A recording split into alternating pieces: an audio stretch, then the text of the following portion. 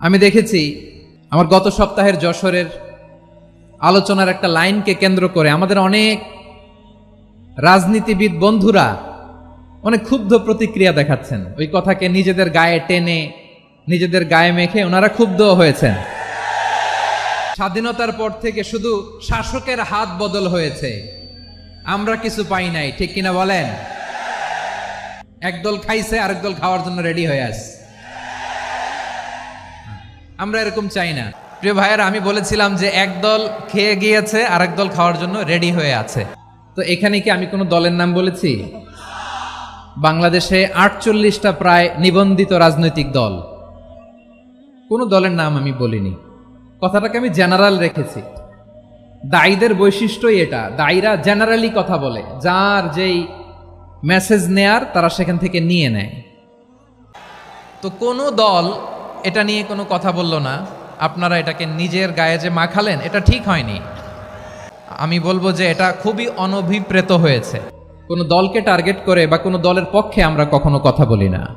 আমরা কোরআনের পক্ষে কথা বলি, ইসলামের পক্ষে কথা বলি, ঠিক কিনা বলেন?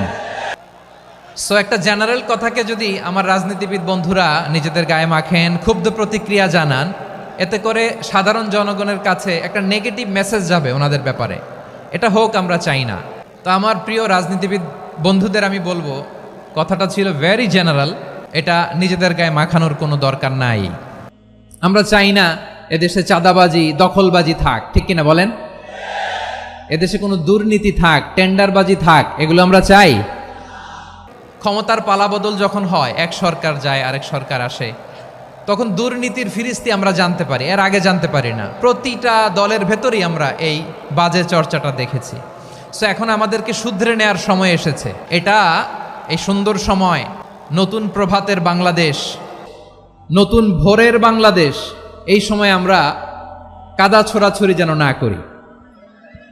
আমাদের শপথ নেয়ার সময় এসেছে। প্রতিটি দল, নিবন্ধিত 48টি, সবগুলো দলের এখন শপথ নেওয়া উচিত যে আমরা কোনোদিন আর চাঁদাবাজি করব না, টেন্ডারবাজি করব না, দখলবাজি করব না। সব সময় দেশের পক্ষে থাকব, সব সময় দেশের পক্ষে থাকব। সেই কথাগুলো ছিল ভেরি জেনারেল। যে কথাগুলো আমরা জেনারেলি বলি, এগুলো জেনারেলি আপনারা নেবেন। আমার রাজনীতিবিদ বন্ধুদের কাছে এটাই আমার কামনা।